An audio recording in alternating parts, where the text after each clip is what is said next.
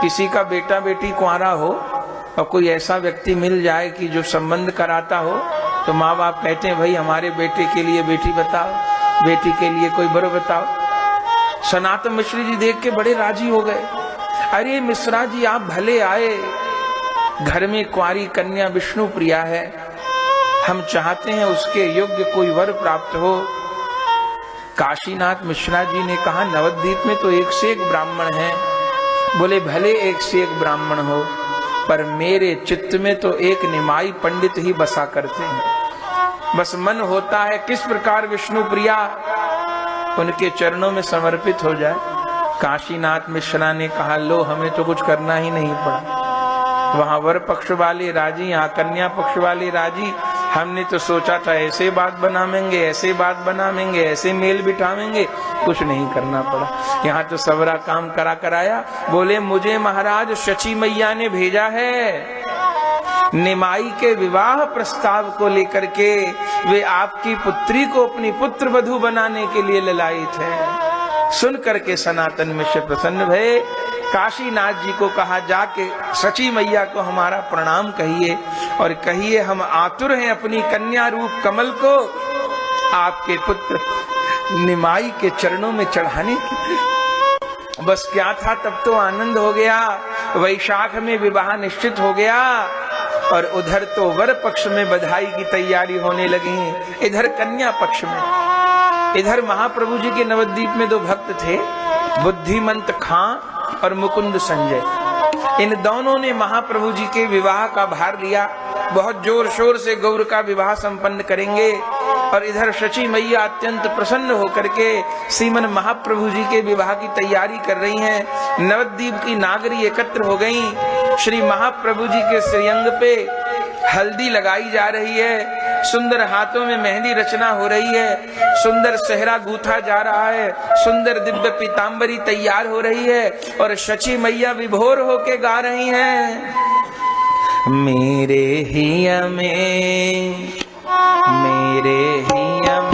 बड़ो अरमान लाल दुल्हा बने।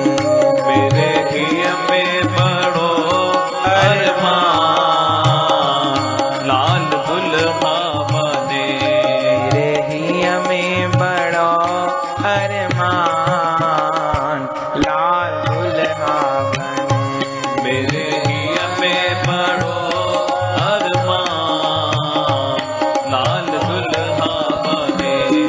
शची मैया के आंगन में मंगल गीत गाए जा रहे हैं। उधर विष्णु प्रिया जी के भी खूब मंगल गीत गाए जा रहे हैं। दिव्य रूप में महाप्रभु जी को हल्दी लगाई गई, इत्र चढ़ाया गया और श्री विष्णु प्रिया जी ने मन में निश्चय किया था उनको भी हल्दी लगनी है, विवाह का अवसर है। पर विष्णु प्रिया जी ने निश्चय किया था कि मैं महाप्रभु जी की प्रसादी हल्दी को ही उपयोग करूंगी, अमनिया को नहीं। तब महाप्रभु तो भक्त के हृदय की जानने वाले हैं। तब श्रीमन महाप्रभु जी ने सबकी दृष्टि बचा के अपने एक भक्त को बुलाया और अपनी जो प्रयोग की हुई वो हल्दी इत्र उबटन था वो पात्र में उस भक्त को दिया और उन्होंने जाकर विष्णु प्रिया जी तक पहुंचाया। तब महाप्रभु जी के अंग की उतरी हुई हल्दी को विष्णु प्रिया जी ने अपने अंग पर धारण किया है और तब दिव्य रूप में महाप्रभु जी को दुल्हा वेश का श्रृंगार धारण हुआ है। इधर विष्णु प्रिया जी को दुल्हन वेश का श्रृंगार धारण हुआ है। समस्त ब्राह्मणों को आमंत्रित किया गया है। श्रीमन महाप्रभु जी की दिव्य बारात चली है। चतुर्डोल में महाप्रभु जी को सहरा विराजमान करके सुंदर रूप में बिठाया गया है। भक्त लोग गाते नाचते महाप्रभु जी की दिव्य बारात लेकर के जा रहे हैं। उधर सनातन मिश्र ने अपने घर द्वार पर खूब तैयारी की हुई है और श्रीमन महाप्रभु जी की बारात जा रही है। सनातन मिश्र जी ने बहुत दिव्य रूप में बारात का स्वागत किया। भक्तों ने गाया छबीलो मेरो बरना ब्याहन जाए। छबीलो मेरो बरना ब्याहन जाए। छबीलो मेरो बरना ब्याहन जाए। छबीलो मेरो बरना ब्याहन जाए। दिव्य रूप में में बारात सनातन मिश्र जी के द्वार पर पहुंची। सुंदर गोद में लेके महाप्रभु जी को चतुर्डोल से नीचे उतारा है। जितनी भी लौकिक वैदिक विधि होती हैं विवाह में, सब संपन्न हुई हैं।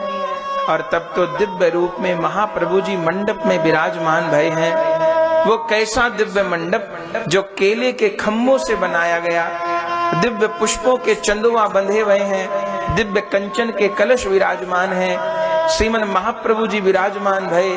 बड़े बड़े वैदिक ब्राह्मण आकर के विवाह की विधि कराने के लिए उपस्थित हैं। और उस समय श्री सनातन मिश्र जी, उनकी माता जी सखियों के साथ श्री विष्णु प्रिया जी को विवाह मंडप में लेके आती है। आज कैसी अद्भुत शोभा है, स्वयं भूदेवी दुल्हन बनी है। और जैसे दूर से दुल्हा बने महाप्रभु जी का दर्शन करती विष्णु प्रिया विभोर हो जाती हैं और श्रीमन महाप्रभु जी को प्रणाम करती है। और उस समय विष्णु प्रिया जी को विराजमान किया जाता है। लौकिक वैदिक विधि का पालन होता है। और श्री सनातन मिश्र जी उस समय अपनी कन्या का कन्यादान करते हैं।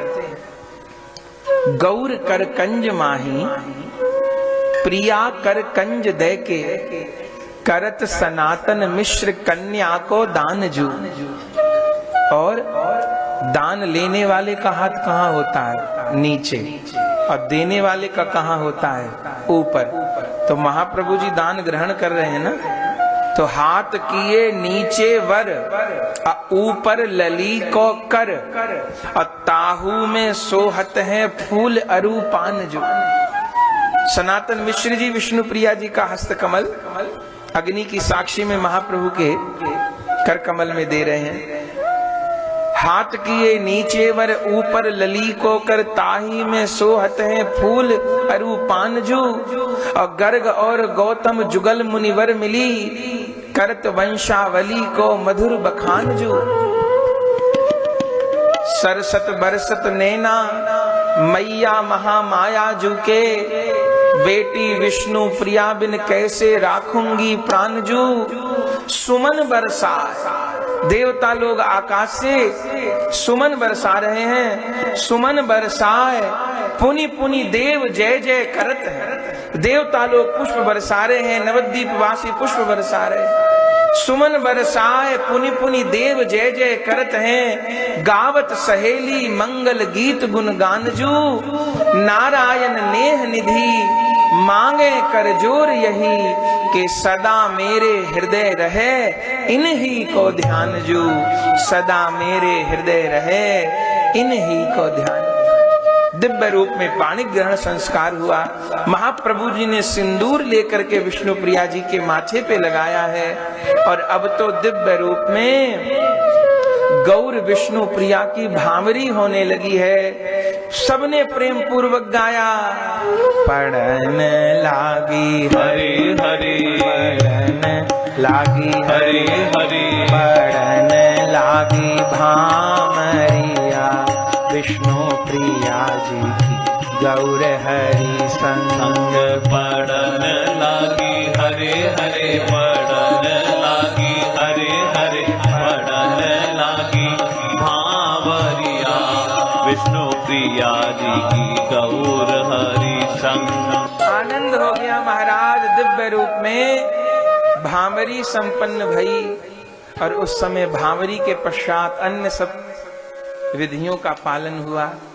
और जब विष्णु प्रिया जी की विदाई होने लगी तो विष्णु प्रिया जी के एक भाई थे जिनका नाम था यादव राय दास। सब लोग रो रहे थे विष्णु प्रिया जी की विदाई पर। यादव राय भी रो रहे थे, नहीं धीरज धारण कर रहे थे। उनके पिता उनको बहुत प्रकार से समझा रहे थे। तब यादव राय जी ने कहा, पिताजी विष्णु प्रिया विदा हो रही हैं, इस बात का तो दुख है ही, लेकिन इस बात की भी पीड़ा है। हम जानते हैं गौर हरि कौन है। मेरी बहन को गौर चरणों की प्राप्ति हो गई, पर मुझको गौर चरणों की प्राप्ति नहीं हुई। सनातन मिश्र जी ने यादव से पूछा, क्या चाहते हो? बोले, पिताजी कन्या के विवाह में बहुत सारी वस्तु दान की जाती है ना, मैं यही चाहता हूँ कि आप कन्या दान के साथ आज अपने पुत्र का भी दान कर दो महाप्रभु को। और उस समय धन्य थे सनातन मिश्र। विष्णु प्रिया जी विदा की और अपने पुत्र का भी महाप्रभु जी को दान कर दिया। और ये यादव राय भी श्रीमन महाप्रभु जी की संपूर्ण लीला में उनके दास बन करके उनके सेवा कार्य को करते रहे और नवद्वीप में महाप्रभु जी के नाम का सर्वत्र प्रचार किया। तो यादव दास जी भी विष्णु प्रिया जी के साथ महाप्रभु के पद कमल को पा रहे हैं। और फिर महाप्रभु जी विष्णु प्रिया जी को लेकर के अपने निवास स्थान पर पधारते हैं। आज शची मैया के सौभाग्य का क्या कहना। बड़ी प्रसन्न होकर के श्री शची मैया जी आनंद में विराजमान हैं। समझ नहीं पा रही जोड़ी को कहाँ बिठाऊं, कहाँ विराजमान करूं। मेरा हृदय सिंहासन बन जाए, मेरा शरीर सिंहासन बन जाए और उसके ऊपर गौर विष्णु प्रिया को विराजमान करूं। बहुत लाड़ चाव कर रही हैं, बहुत आनंद में समय बीत रहा है। और विष्णु प्रिया तो विष्णु प्रिया जो चरण धरे आंगन में महाप्रभु जी का घर वैकुंठ हो गया। कोई कहता है लक्ष्मी नारायण की जोड़ी है, कोई आके देखता है कहता है नहीं सीताराम की जोड़ी है, कोई कहता है राधा कृष्ण की जोड़ी है, कोई कहता है रुक्मणी कृष्ण की जोड़ी है। अद्भुत रूप में महाप्रभु विराजमान है। देख देख के शची मैया का आनंद हृदय में समा नहीं रहा। धीरे धीरे करके समय बीता और विवाह को 3 महीने हुए। इधर श्रीमन महाप्रभु जी के हृदय में अब गया यात्रा का संकल्प प्रकट हुआ। वास्तव में गया जी महाप्रभु जी प्रेम प्रकाश करने के लिए जा रहे हैं। अनेक बार गौर कथा सबने सुनी है, पर बहाना है पिंडदान का। केवल विवाह को अभी 3 ही महीने हुए थे और महाप्रभु जी ने जिस प्रयोजन से विवाह किया है, हमने सुना कि साक्षात भूदेवी है विष्णु प्रिया और श्रीमन महाप्रभु जी को कृष्ण प्रेम का प्रकाश करना है। अब कृष्ण विरह लीला को प्रकट करना है। अब हम जैसे पतित जीवों को नाम का दान करना है, कृष्ण प्रेम का दान करना है। 3 ही महीने बीते थे कि एक दिन माता जी को कहा, माता जी आपको पिताजी का कहा वचन याद नहीं है क्या? कौन वचन? बोले आपको याद होगा जब पूज्य पिताजी शरीर छोड़ रहे थे तो उन्होंने कहा था कि हे पुत्र, जब तुम युवा हो जाओ, किशोर हो जाओ, गृहस्थ हो जाओ, तब उस समय गया जी में जाकर मेरा पिंड दान कर आना। तो अब इस कार्य में विलंब नहीं करना चाहिए। अब आप मुझे गया जी जाने की आज्ञा प्रदान करो ताकि मैं पितृ कार्य को शीघ्र करके लौटूं। सुन करके ही शची मैया तो व्याकुल हो गई। महाप्रभु जी ने कहा, पितृ कार्य में क्यों बाधा दे रही हैं? आप क्यों मुझको जाने में संकोच कर रही हैं? शची मैया कहती हैं, गौर और कोई बात नहीं, एक तो तुम्हारे बड़े भाई विश्वरूप को याद करती हूं तो डर जाती हूं। विश्वरूप ऐसा घर से गया कि लौट कर नहीं आया। और दूसरी बात, जब तुम्हारा प्रथम विवाह हुआ था तुम पूर्व बंगाल की यात्रा पर गए थे और उस समय लक्ष्मी प्रिया का शरीर फिर नहीं रहा था और इस विष्णु प्रिया को विवाह को तो भी 3 महीने हुए हैं, अभी हाथों की मेहंदी महावर नहीं उतरा है और तुम जाने की बात करते हो। मैं पितृ कार्य से तो नहीं रोक सकती, लेकिन विष्णु प्रिया कैसे रह पाएंगी? गया जी तो बहुत दूर है। महाप्रभु जी ने कहा, मैं विष्णु प्रिया जी को समझा दूंगा, आप आज्ञा करो। तब माता जी ने आज्ञा की। महाप्रभु ने विष्णु प्रिया जी को कहा कि देवी मुझे पितृ कार्य करने के लिए गया जी जाना है, आप सहर्ष मुझे भेजो, तभी ये श्राद्ध का कार्य सुखपूर्वक संपन्न होगा। सब राजी हो गए। विष्णु प्रिया जी ने कहा, प्रभु मैं आपकी बाट देखती रहूंगी। महाप्रभु ने कहा, शीघ्र आएंगे। तब शची मैया ने श्री चंद्रशेखर आचार्य जी को जो शरीर संबंध में महाप्रभु जी के मौसा जी लगते हैं, उनको और महाप्रभु जी के कुछ छात्रों को महाप्रभु जी के साथ भेजा। और अब महाप्रभु जी गया जी की यात्रा करते हैं। छात्र लोग साथ हैं, आचार्य जी साथ हैं। महाप्रभु जी गया जी में पिंडदान करने जा रहे हैं। और गया जी में ही पिंडदान क्यों? गया जी की महिमा क्या है? ग्रंथों में गया जी की बहुत महिमा गाई गई है। पुराणों में उल्लेख है कि सतयुग में धर्म की पुत्री हुई धर्मवती। इनका विवाह ब्रह्मा जी के पुत्र मरीचि ऋषि के साथ हुआ। ये अपने पति की बहुत सेवा करती थी। एक बार मरीचि ऋषि विश्राम कर रहे थे, धर्मवती उनकी सेवा कर रही थी। उसी समय ब्रह्मा जी आए। तो धर्मवती ने देखा कि मेरे ससुर आए हैं, मेरे पति के पिता आए हैं, तो सम्मान करने के लिए गईं, पर उससे मरीचि की निद्रा भंग हो गई। इतने से वो कुपित हो गए और उन्होंने धर्मवती को शिला बनने का श्राप दे दिया। तब ये धर्मवती शिला हो गईं, पर इन्होंने 1000 बरस तक कठोर रूप में शिला देह में भगवान की तपस्या की। तब भगवान प्रसन्न हुए और उन्होंने वर दिया। इन्होंने कहा कि हमें आपके चरण कमलों की प्राप्ति हो। तब भगवान ने कहा हम तुम्हारी शिला रूप देह पर निवास करेंगे। इधर एक त्रिपुरासुर नामक दैत्य हो गया, जिसका पुत्र था गयासुर। इस गयासुर ने कहीं तपस्या की महिमा सुनी थी और तपस्या की महिमा सुन के इसको हुआ कि हम भी तप करें। तब ये गयासुर तप करने बैठ गया फल्गु नदी के तट पे। पर ये निष्काम भाव से तप कर रहा था, इसके भीतर कोई कामना नहीं थी। इसको ये भी नहीं पता था मैं तप क्यों कर रहा हूं, मैं तप कर रहा था, लेकिन भीतर कोई कामना नहीं थी। और ये निष्काम भाव जो है ये बहुत ऊंची वस्तु है, बहुत ऊंची वस्तु है। इसके तप का इतना प्रभाव कि सब देवता, यहां तक कि ब्रह्मा जी इसके तप से प्रभावित हो गए। सबने वर मांगने को कहा, पर इसने कोई वर ही नहीं मांगा। तब उस समय इसका शरीर उठने लगा, गयासुर का इतना उठने लगा कि पूरे ब्रह्मांड को आच्छादित कर देता। तब देवता घबराए, ब्रह्मा जी के पास गए, कैसे करें? वर भी नहीं मांग रहा और तप भी नहीं छोड़ रहा, और तप के प्रभाव से विस्तार होता जा रहा है, देवताओं की प्राणवायु रुक रही है। तब ब्रह्मा जी ने कहा ये नहीं मांग रहा तो हम इससे जाके कुछ मांग लेते हैं। तब पहुंचे सब उसके पास। गयासुर से कहा हमें तुमसे कुछ मांगना है। बोले क्या? बोले तप करके तुम्हारी देह पवित्र हो गई है, हमें यज्ञ करना है, तो अपनी देह हमें यज्ञ करने के लिए दो।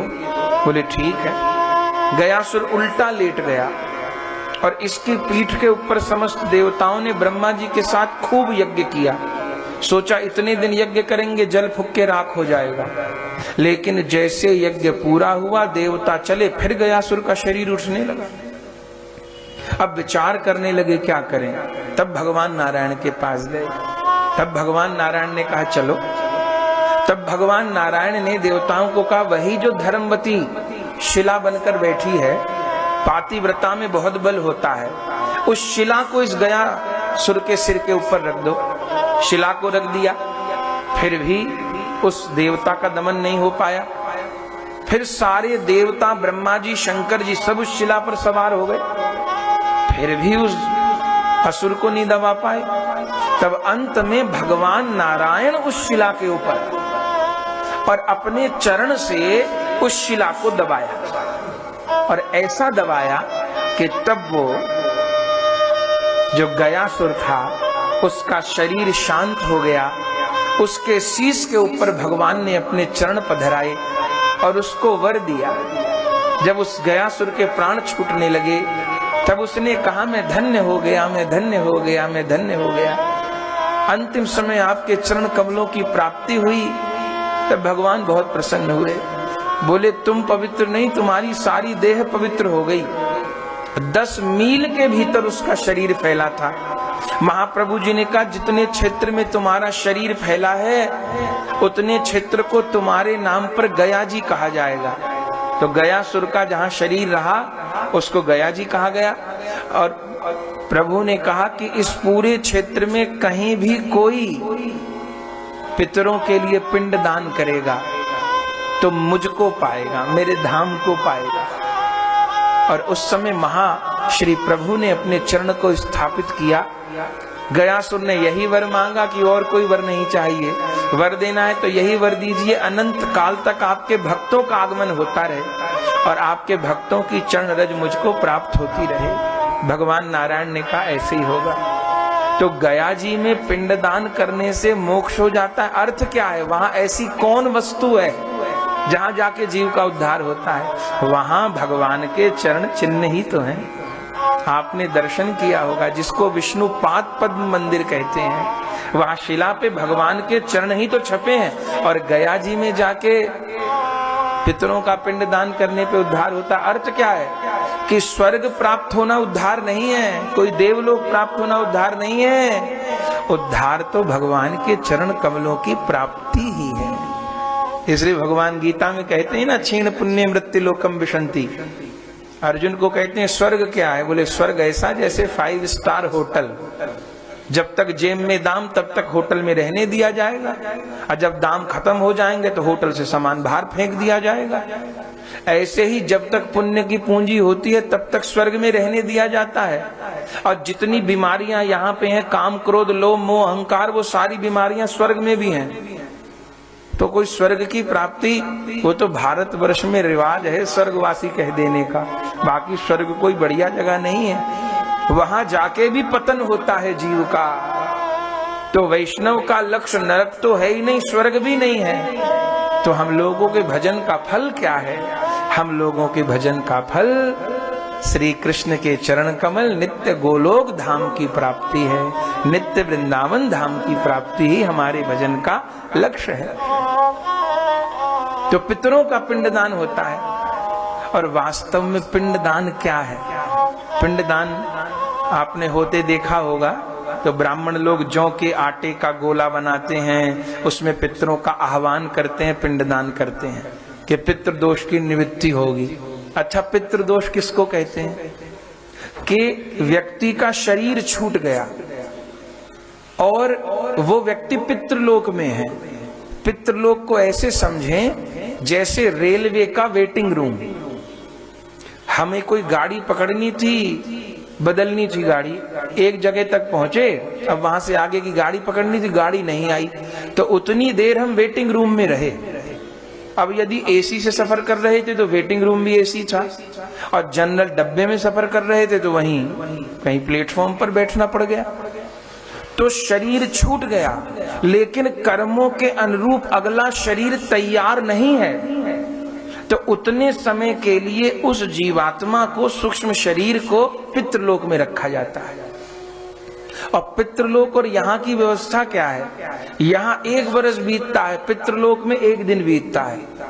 और जब हमारे पितृ की श्राद्ध के दिन वो तिथि आती है, हम प्रभु को निवेदन करके उस पितृ के निमित्त भोजन प्रसाद ब्राह्मण को कराते हैं। तो यहाँ तो 1 साल बीता होता है, वहां 1 ही दिन बीता होता है। तो उन पितृलोक में विराजमान पितरों को भोजन मिल जाता है। पितृदोष किसको कहते हैं? कि पितरों का उद्धार नहीं हो पा रहा। कोई पितृलोक कोई ठिकाना तो नहीं है, वहां पर भी एक दिन समय पूरा होगा। अब जिसका शरीर छूटा उसने कुछ ऐसा किया नहीं अपने कल्याण का काम कि उसको उद्धार हो जाता। या तो उसको अच्छा शरीर मिल जाता, मनुष्य शरीर, अथवा भगवान का धाम मिल जाता, ऐसा कुछ किया नहीं। तो उन लोगों के शरीर छूट गए, तब वो पितृलोक में दुख पाते हैं। इसलिए पितृ भी 3 प्रकार के होते हैं, सात्विक, राजसिक, तामसिक। वे लोग दुख पाते हैं जब उनको भोजन प्राप्त नहीं होता, उनको वस्त्र प्राप्त नहीं होते, उनको कष्ट होता है। अब वो किससे मांगे? फिर वो अपने वंशजों से मांगते हैं। अब यदि उनके वंशज भजन करते हैं तो वंशज के भजन से ही पितरों की तृप्ति होती है। और यदि वे लोग भी कुछ नहीं करते तो बेचारे पितर और कष्ट पाते हैं, फिर वो श्राप देते हैं, बद्दुआ देते हैं, उसी को पितृदोष कहते हैं। तो पितरों का सर्वविध कल्याण किस चीज से है? उनका कल्याण इससे है कि हम इतना भजन करें कि हम पितृ ऋण से उऋण हो जाएं। और कृष्ण भक्ति ऐसी वस्तु है जो जीव को सारे ऋण से उऋण करती है, और अन्यथा कोई ऐसा साधन नहीं है जो हमको ऋण से उऋण कर दे। एकमात्र भगवत भजन ऐसी वस्तु है। यदि हम श्री कृष्ण नाम के अनन्य हो गए हैं, हम श्री कृष्ण के शरणागत हो गए हैं, तो कृष्ण भक्ति हमारी कल्याण नहीं करेगी, हमारे पितरों का भी कल्याण करेगी। तो गया धाम में जाकर के उद्धार, चूंकि वहां भगवान के चरण कमल हैं।